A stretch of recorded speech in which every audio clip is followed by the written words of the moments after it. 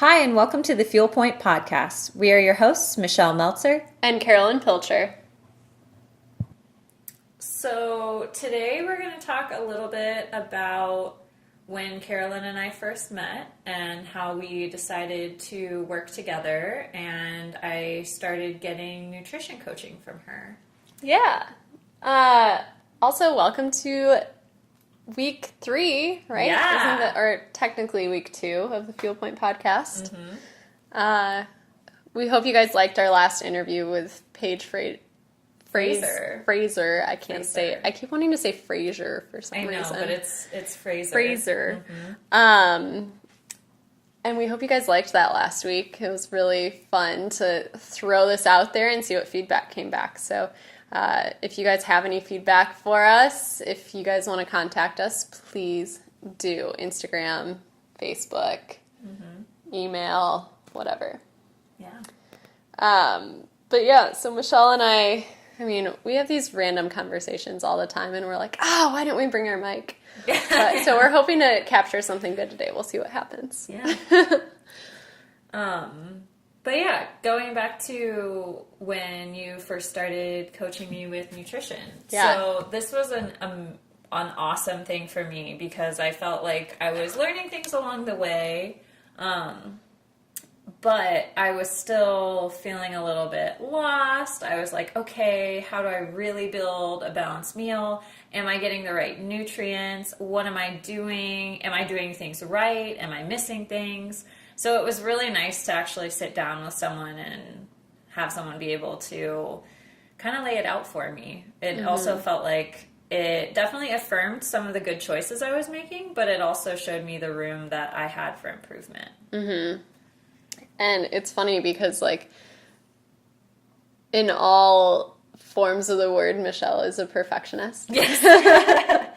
So extremely. So, when I was first talking to her, like, thinking about my other clients that I have, I was like, she's fine. But then I realized very shortly that Michelle is a perfectionist and wants to be perfect in her diet and her choices and make sure that she knows exactly how something is going to affect her and all that kind of stuff. So it's actually fun to work with someone like that because it challenges me, one, as a coach, but then it also makes me refine my craft even better to make sure that I'm giving the best advice out there. One of the first things we even worked on, and this is actually in our blog, Michelle wrote a blog about this, was just making sure she was feeling herself during class. Mm-hmm. That's a huge opportunity for dancers across the board. I mean, we're in hour-and-a-half long classes. The granola bar you ate 2 hours before class or 15 minutes before class isn't doing you any good the second half of that class. So making sure that, either you're drinking Gatorade, and Michelle details the proper way to drink Gatorade and all that kind of stuff in her blog on our website. But having something in class is super, super important. And that was like one of the first things we did. And you noticed a huge difference with that. Like the amount of, it was like my mind fog was lifted. Yeah. Because I was the rehearsal process was an hour-long class, which was varying styles. We were doing like ballet one day, contemporary, we did modern jazz, we even did a voguing class. Yeah. But it was very varied. We never knew what was going to happen. And it was in the middle of the summer, so it was sweltering hot in there. It was so hot this summer. One of the older buildings in Chicago. And so it's not the best ventilation or air conditioning system.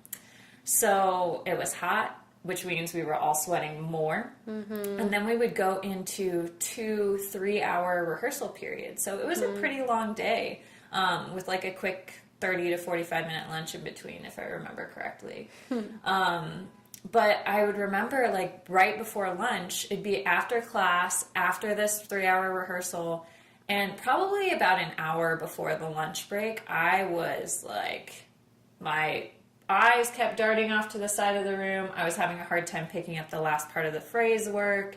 And I was like, okay, like, I am tired, I need some food, I need to sit down for like 5 minutes. Yeah. But I think we introduced Gatorade like pretty soon after that, because I think I came up to you that day at work and I was like, okay, I'm exhausted, help. Yeah, you did. But it was incredible. The next day, I noticed a huge difference. It was like, I think we had class at 9:30, so I would eat a pretty solid breakfast at about 8:15. And then I started doing the Gatorade right away. I'd say like maybe 15 minutes into class would be the first time I'd start like really drinking it. But consistently throughout that whole first beginning process, all the way up to lunch, I felt great. I had at least half more energy than I did the day before. Yeah. So it was huge. just like a huge difference. So I would suggest anyone try it once. Like, try it one time, see how it makes you feel, but I definitely noticed a huge difference. Yeah. If you're somewhere that, I think you can get on online mainly, but if you're, and we're totally not sponsored by Gatorade. No, just throwing that out there. Yeah, like, this is not a sponsored thing. But I think online you can get like the Gatorade Endurance Formula, or maybe in some like sports stores, like a running store or something like that. But I know they don't sell it to mass market, mainly because it doesn't taste as good, because it's watered down and it has more salt in, which is exactly what you need. So like if you can't get the endurance formula, diluting it half and then adding some salt in is beautiful. But yeah, I mean, that was a huge thing for me too, like when I was doing triathlon training over the summer. Because it was just, I would have to train in the middle of the day. So I was out either running or on my bike at like 1 o'clock in the afternoon. And like, I had to go outside because I was going to be running in those conditions. So like, I had to go do that. And the Gatorade, like having Gatorade in my water bottle. Plus I had some other stuff. I think I had like BCAAs, and we'll get into that conversation later. But I mean, it's a total game changer. Just like your energy level, making sure you're staying hydrated, making sure that your muscles are getting nutrients that they need. Your muscles only store enough glucose for a very short amount of time, and then it goes into your fat stores. So if you're not actually using an energy system that is going to work well off of fat, you're going to get tired and you're going to feel that fatigue set in. So that's why it's so important to constantly replenish those energy systems for the fuel that they need. Yeah, and that travels later on in your day into, like, most people teach after doing work all day, whether that be dance or something like Pilates, or go to another job where maybe they're on their feet, like serving. Waitressing, whatever. Exactly. Serving. Still active. Yeah, totally. I feel like that's the biggest miss, is people just don't think about, like, how food is actually fueling them and how food is actually, like, providing your energy. I used to not think about that. I was like, oh, I just need to eat. Like, I'll be good. But that's like, as soon as you switch to what is this fueling? Why am I putting this in my body? How can this help me? Or, on the other hand, you know something's not going to help you, but it's going to be okay. Yeah. Because it's that piece of cake you're going to have after your friend's birthday party, and like, okay, yeah, I'm not going to go do a hard workout after this, but it'll be fine. Yeah. Like, I think knowing what food does in your body is actually, like, brings a lot of peace to the mind. Yeah, absolutely. I think it helped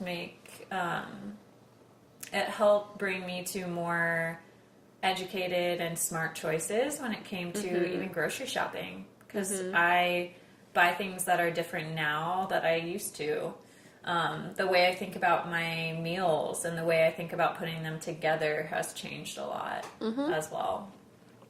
I used to hate going to cross-country practice in high school at 7 a.m. and eating something. I just couldn't.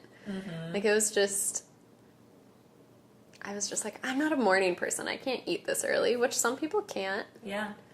But I just think of how much more productive I would have been if, okay, so you're not going to eat something, but you're going to have Gatorade in your water. Yep. And be drinking that throughout the whole 20 minutes before you go, Yeah. and then like throughout the whole practice.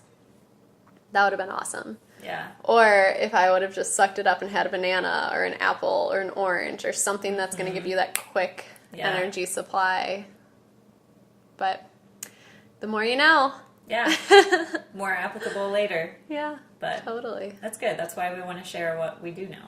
Yeah, absolutely. That's a big reason why we started this, because there's so many misconceptions out there. Yeah. And so much confusion. So hopefully we can break that ice and clear up some confusion. Yeah. Another big one for me was I was not eating enough during the day to help be more lean, if that makes sense. Yeah. Like, I have definitely noticed a change in the fact that I've increased the amount of food that I eat during the day. It's better timed. Yeah. It is more balanced than it was before. And I probably upped my protein, like, I don't know how many grams, like at least 30. Yeah, I would say you upped your protein like 30%. Yeah. From where it was. Yeah. 30 to 40% almost on some days. Yeah. And I've definitely noticed a change in like the muscle definition that I have. Yeah, actually, Blaine the other day was like, Michelle looks a lot better than the first time I met her. And I was like, what do you mean? And he said, well, she just looks more like muscular. She doesn't look as just like skinny. Yeah. And I'm like, yeah. yay! But it's like, you're still tiny. Oh, yeah. But you just look healthy. Right. You look like good and healthy. Well, and it's like, you know, you think of like dance photos that you see. And I was always like, how do I get that amount of muscle tone on my body? Like, I want to look ripped. Yeah. But it, like, just the change in my diet. And granted, my exercise has not changed at all. Like, of course, my dancing will fluctuate since I'm a freelance artist. But I'm usually in class at least 4 times a week, if not rehearsals on top of that on different days. So, yeah, it's kind of cool to see. I remember the first time, like when I first started paying attention to my food, one of the first things I did was up my protein as well, because I was severely under eating protein for my activity level. And I remember I love the way really muscular women back looks. Like, I had this professor in college, and she, like, her back was just ripped, and I'm like, oh, that's so pretty. Like, when your arm just moves and your back muscles, love it. It's love like it. I always think of, like, ballerina photos of, like, these primas from a long time ago, and usually, like, Swan Lake, because that's very much a Port de Bras-based character. And so much emotion is brought through just by the back and the arms. And lots of the times her back is to the audience. And that tutu is usually a low V to the mid-back. But you can see those muscles articulating. Yes, it's like a harp with all the different strings on it. It's incredible. And, of course, that's a lot of amount of work on top of a huge amount of different work. things. I was always just like, well, you can see their muscles, you can see my ribs. Cool. Yeah. Great. Love it. But no, I remember like the first time I started upping my protein, I also increased my calories by 500 calories a day because I was just generally under eating as well. Yeah. Like most people are. I think, for their activity level, especially in the dance world. Like, most of us are under eaters. Yeah. Without even trying to be. Yeah. Most of the time. And I definitely feel like I haven't gained any size. Like, I haven't changed the size of my body or put on, like, what would look like 5 or 10 pounds or something. I just feel like my muscles are so much more, like, chiseled than they were before. Well, and that's exactly the thing. Is, like, I remember I took a picture, because, like, I was trying to get my back cuter. And I took a picture, like, I think very shortly after I started increasing my protein. And then I took a picture exactly 1 month later. Same picture, same lighting, same place, like, same time of the month. Everything was as close to the same as I could make it. And my waist had shrunk from eating 400 to 500 calories more and just upping my protein.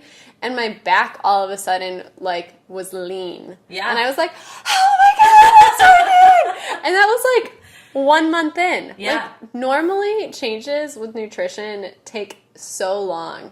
Like so long to like reap the benefits of. Yeah. But I think like protein and, you know, feeling your workouts and your dance properly, those are two things that almost have immediate effects on most people. And I experienced with the waistline especially, because I remember there was one day that I usually have to wear black like leggings or tights at work for instructing Pilates, and I was noticing that every single pair, Oh, I no remember matter this what day. brand, I had an extra like finger or two on the waistband that I never had before. Never happens. Even when I was like quote unquote like skinnier looking. Yeah. So I definitely noticed a difference just in that waistline as well. Yeah.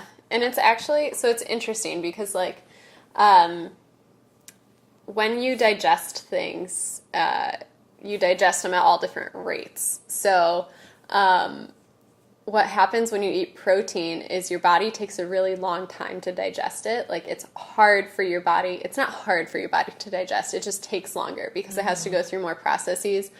And so when you eat more protein, it's not like you're just eating a bunch of more cookies. Like cookies go through your body like that. Like it's very quick to move through your body. But protein takes a while. So what happens is the thermic effect of food, which is the phenomenon that happens when you eat, like it's basically burning calories from digestion, takes longer. So therefore you're burning more calories while you're digesting food. So I think people never think about burning calories because you're eating. But I eat so much and I can't keep weight on. Yeah. Like I'm having a really hard time just keeping weight on from like the weight I've gained this year on purpose. I gained weight on purpose. Just want to throw that out there. But for a very specific athletic endeavor. Yeah, absolutely. I mean, a triathlon is definitely a feat. It's a stamina. It's a technique-driven competition. There's a lot. You want to talk about funny weight fluctuations?